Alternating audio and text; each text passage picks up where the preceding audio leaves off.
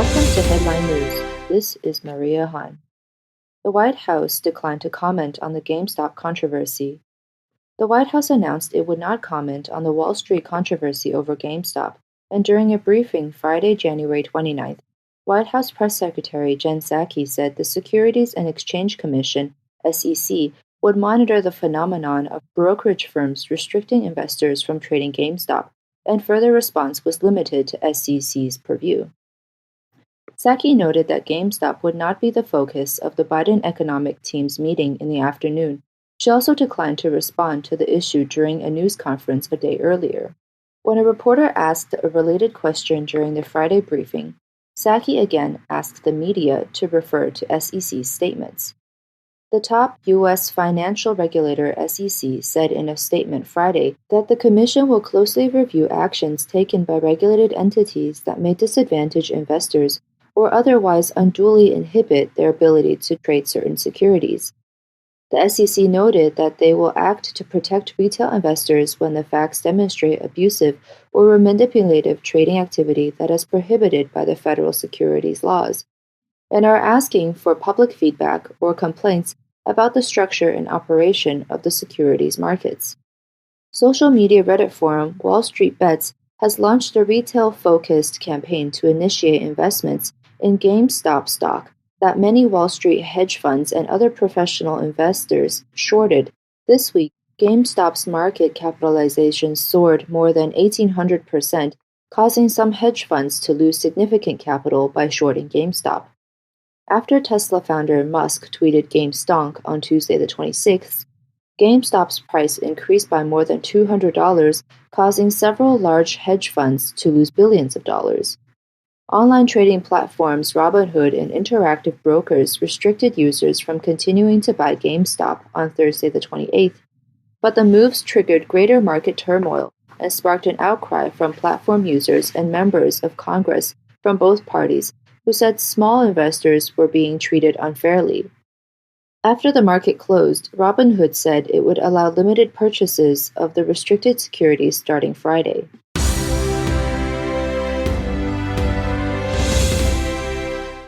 Frederick County in Maryland announces resolution condemning the Chinese Communist Party's forced organ harvesting. Frederick County in Maryland voted unanimously on January 27th to adopt a resolution condemning the Chinese Communist Party's forced organ harvesting, which calls on the CCP to immediately stop the practice of live organ harvesting of Falun Gong practitioners and other prisoners of conscience. The resolution urges residents of the county and surrounding areas and the medical community to refrain from performing organ transplants in China to avoid inadvertently becoming complicit in the murderous practice of forced organ harvesting. This follows House Resolution 343, which was unanimously passed by the U.S. House of Representatives in June 2016. Another state and county government announced the resolution of condemning forced organ harvesting by the CCP. Frederick County, Maryland's Supervisor David D. Stegmeyer, who heard testimonies from 3 local Hispanic and Chinese residents, said, Falun Gong, a spiritual movement, has spread throughout the world and there are at least 70 million Falun Gong practitioners in China. He said it has been proven that the Chinese Communist regime sees it as a threat and resorts to repression with outrageous brutal persecution and torture. He thanked Falun Gong practitioners for their courage and tenacity in letting the world know the truth. The resolution will also be transcribed to the Virginia General Assembly and to Virginia members of the U.S. House of Delegates. The resolution states that widespread and credible reports confirm that a large number of prisoners of conscience have been killed in China from among people of religious faith and ethnic minority groups for the purpose of obtaining organ transplants. The resolution stating that the British Independent Tribunal, which concluded on June 18, 2019, presided over by Sir Geoffrey Nice, QC, prosecutor of the International Criminal Tribunal for the former Yugoslavia, ruled unanimously after a year-long hearing that the murder of detainees for organ transplants in China is ongoing. The resolution also states that an investigative report published in June 2016 by David Matas, former Canadian Secretary of State for the Asia-Pacific region, David Kilgore, and journalist Ethan Gutman estimated that organ transplants in China are on an industrial scale.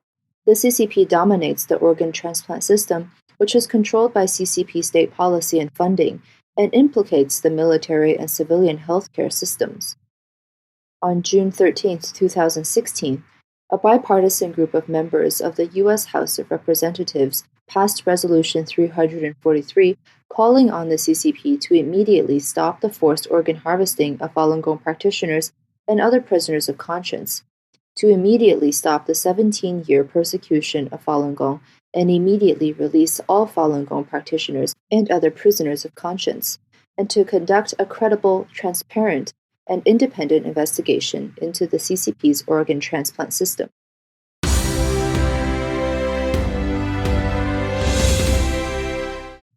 "23 lawmakers sent joint letter to Biden to combat CCP's new technological hegemony."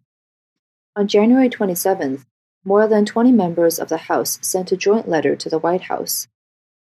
The letter urged the Biden administration to prioritize working with U.S. allies to confront the CCP's threat on emerging technologies and its attempts at hegemony.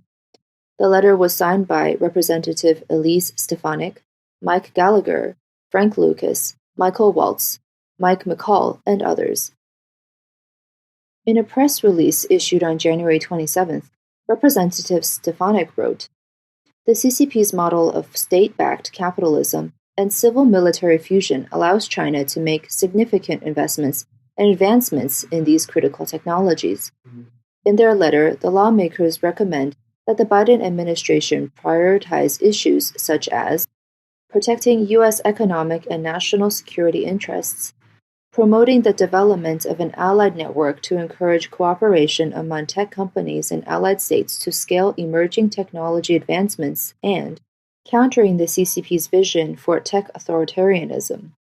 They also urge the creation of a network between the U.S. government and allies to support technology cooperation between U.S. companies and allied companies to drive advances in emerging technologies.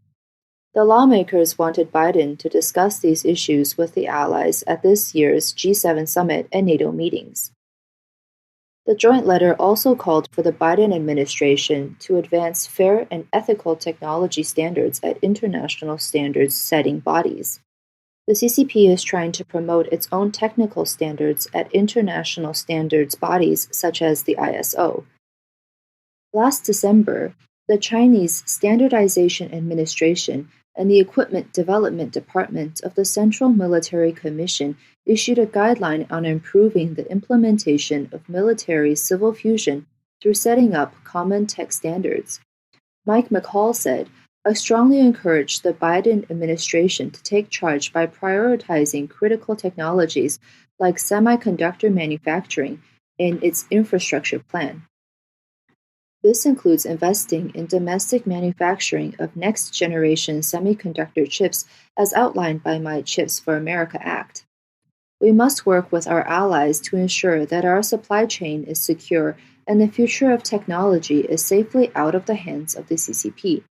McCall introduced the Creating Helpful Incentives to Produce Semiconductors, Chips for America Act in the House of Representatives last June, which proposed creating a federal program to provide tax incentives to support companies that build semiconductor plants in the United States. Senators John Cornyn and Mike Warner also introduced the Senate version in June 2020.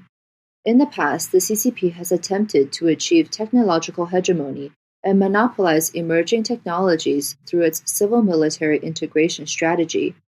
These technologies include artificial intelligence, quantum computing, semiconductor chips, and 5G communications. To this end, the Trump administration has already issued an executive order last November.